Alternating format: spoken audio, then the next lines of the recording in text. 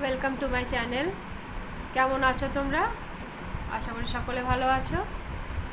আমি তোমাদেরকে আগেই বলেছিলাম যে এই সপ্তাহটা তোমাদের আমি পুরো রিভিশন করাবো। আজকে ক্লাস 8-এ সব লেসনগুলো কিছু কিছু নিয়ে চলে এসেছি। এগুলো আগেও আমি করিয়েছি, শেষ পর্যায়ে আর একবার দেখে নিয়ে চলো।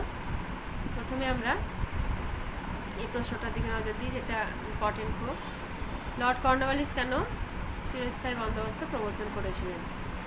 ঠিক আছে, 1793 খ্রিস্টাব্দে গভর্নর জেনারেল লর্ড কর্নওয়ালিস বাংলার ভূমি রাজস্ব আদায়ের জন্য চিরস্থায়ী বন্দোবস্ত চালু করেছিলেন।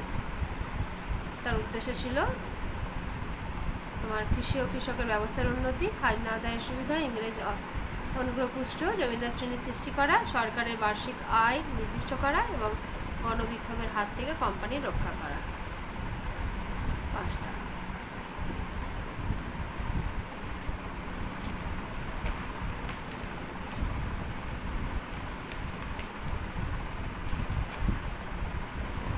এটা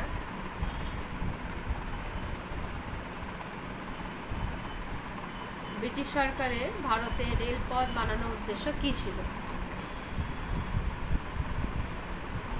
দেখো, উদ্দেশ্যগুলি দেওয়া আছে যে ভারতের বিভিন্ন জায়গায় প্রয়োজনীয় দ্রুত সেনাবাহিনী পাঠানো যেত, রেলপথের স্থাপনের মাধ্যমে ভারতে ব্রিটিশ পুঁজি উদ্যোগের প্রসার ঘটানো, ভারতে বাণিজ্যের সুযোগ সুবিধা বাড়ানো, ভারতের বিভিন্ন অঞ্চলের সঙ্গে বন্দরগুলির সংযোগের মাধ্যমে মালপত্র আদান প্রদানের সুবিধা করা। ঠিক আছে, তবে অর্থনৈতিক উদ্দেশ্য ছিল, দেখো, এক হচ্ছে শিল্প বিপ্লবের ফলে ইংল্যান্ডে তৈরি জিনিসপত্র দ্রুত ভারতের বাজারে পৌঁছে দেওয়া, ভারতে উৎপন্ন কাঁচামাল সহজে বন্দরে নিয়ে এসে ইংল্যান্ডে নিয়ে যাওয়া।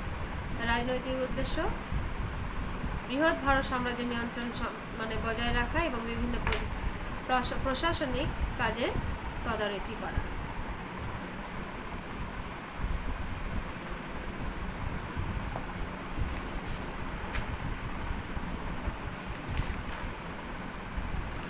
তারপর আমরা দেখি এবারে ছোট প্রশ্ন কিছু, যেমন এখানে সূর্যাস্ত আইন কাকে বলে? এটা কে প্রবর্তন করেছিল? কর্নওয়ালিস, 1793 খ্রিস্টাব্দে। ঠিক আছে, তারপরে এই বন্দোবস্তের সুফলগুলি এবং কুফলগুলি লেখো।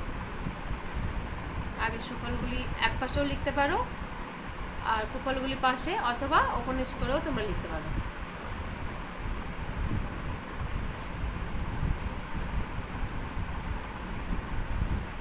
তারপরে রায়তবাড়ি বন্দোবস্ত বলতে কি বোঝো? এটাও বলেছিলাম, সবগুলো হয়ে গেছে। লাস্ট পর্যায়ে তোমাদের একটা রিভিশন করিয়ে দিচ্ছি। তারপরে মহলবাড়ি বন্দোবস্ত বলে কি বোঝো? তারপরে 1813 খ্রিস্টাব্দে সনদ আইন বা চার্টার অ্যাক্ট গুরুত্বপূর্ণ কেন?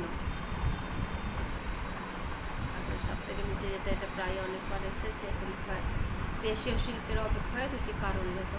কোম্পানি অসম শুল্ক নীতি, শিল্প বিপ্লব।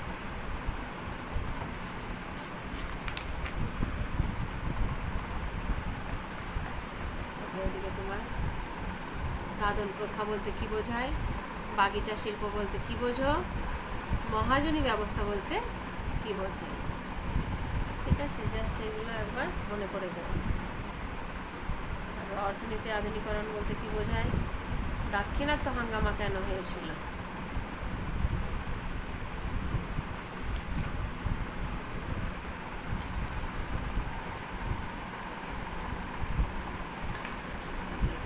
অবশিল্পায়ন বলতে কি বোঝায়? এটা খুব ইম্পর্টেন্ট,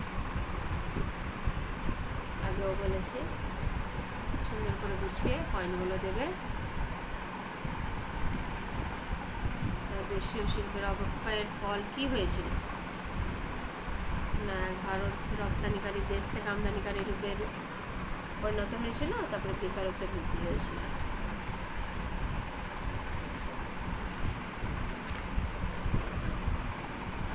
তারপরে আরেকটা ইম্পর্টেন্ট প্রশ্ন, সম্পদের বহির্গমন কাকে বলা অথবা ট্রেন থিওরি বলতে কি বোঝায়? খুব ইম্পর্টেন্ট।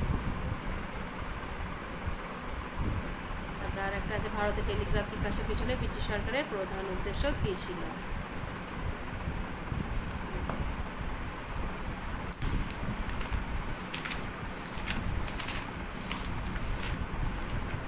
এরপরে অন্য লেসন, পঞ্চম লেসন থেকে বিদ্যাসাগরের অবদান। আছে। তারপরে এটা সতীদাহ বিরোধী আন্দোলন ও বিধবা বিবাহের পক্ষে আন্দোলনের মধ্যে মিলগুলি বিশ্লেষণ করো। বিদ্যাসাগর নারী শিক্ষার জন্য কীভাবে চেষ্টা করেছিলেন।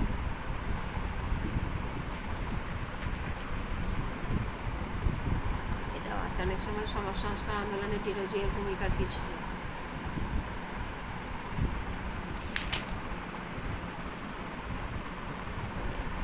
মুসলমান সমাজে সংস্কার আন্দোলনে সৈয়দ আহমদের ভূমিকা কী ছিল।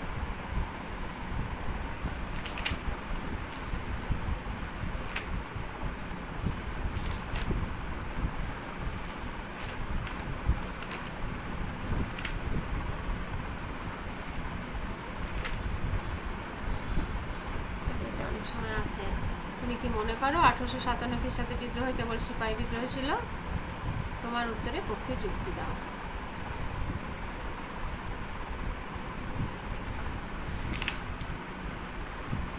ছোট প্রশ্নের মধ্যে দেখো, ঔপনিবেশিক সমাজে কাদের মধ্যবিত্ত ভদ্রলোক বলা হতো।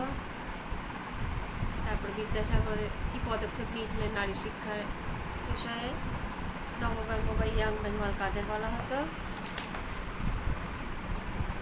পণ্ডিতা রমাবাঈ স্মরণীয় কেন হয়ে আছেন। জ্যোতিরাও ফুলে কেন বিখ্যাত। সৈয়দ আহমদের সংস্কারগুলি প্রধান উদ্দেশ্য কী ছিল। সাঁওতাল বিদ্রোহ দুটি প্রধান কারণ কী ছিল। তারপরে তিতুমির কাদের বিরুদ্ধে বিদ্রোহ করেছিলেন। ঠিক আছে। তারপরে এটা অনেক সময় প্রশ্ন আছে, মুন্ডা বিদ্রোহের কারণ কী ছিল। মুন্ডা বিদ্রোহের একজন নেতার নাম লেখো। তারপরে এটা সিপাহী বিদ্রোহে এনফিল্ড রাইফেলের টোটাকে কেন দায়ী করা হয়। খুব ইম্পর্টেন্ট এটা। 1857 সালে মহাবিদ্রোহ ব্যর্থ হয়েছিল কেন।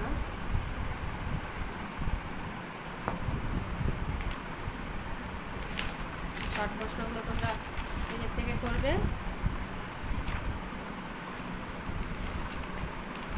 এখানে চরমপন্থী আন্দোলনের মূল বক্তব্য কী ছিল। তাদের আন্দোলন ধর্মীয় প্রতীকে ব্যবহারকে কি তুমি সমর্থন করো। তোমার পক্ষে যুক্তি দাও।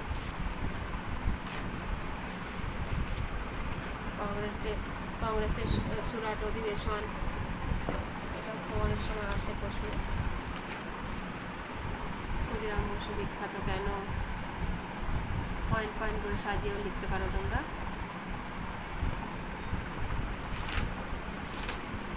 ছোট প্রশ্নের মধ্যে সভা সমিতির যুগ কাকে বলে। ইলবার্ট বিল কি। তারপরে তোমার হিউম ডাফরিন ষড়যন্ত্র বলতে কি বোঝায়। নরমপন্থী কাদের বলা হতো। ভারতীয় জাতীয় কংগ্রেসের দুর্বলতা কি ছিল। চরমপন্থী কাদের বলা হয়। নরমপন্থী চরমপন্থী বললে একদিক দুদিক করে তোমরা এইরকম করে নরমপন্থী একদিকে একদিকে চরমপন্থী এরকম করে সাজিয়েও লিখতে পারো। তারপরে দেশীয় মুদ্রণ আইন বলতে কি বোঝায়। অস্ত্র আইন কি। ঠিক আছে। বঙ্গভঙ্গ বলতে কি বোঝো। পার্লামেন্টের সংস্কার আইনের উদ্দেশ্য কি ছিল। আর বিংশ শতকের প্রথম দিকে বাংলায় বিভিন্ন গুপ্ত সমিতি গড়ে উঠেছিল কেন। ঠিক আছে।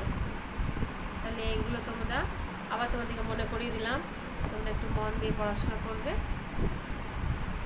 ঠিক আছে। তাহলে আজ এই পর্যন্ত রাখলাম। সকলে কিন্তু মন দিয়ে পড়াশোনা করো এবং ভালো রেজাল্ট করবার চেষ্টা করবে। ভালো থেকো তোমরা।